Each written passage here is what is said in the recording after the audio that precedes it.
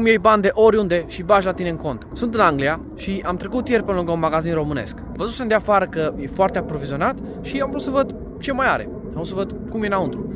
Intru înăuntru, într-adevăr, foarte frumos, totul era foarte curat și văd vitrina plină de slănină, mezeluri, dobă, pastramă de oaie. Și o întreb pe doamna, zic: doamnă, foarte frumos aveți aici, ce mulțumesc. De unde aduceți mezelurile? Și face ea: de pe TikTok. De pe TikTok?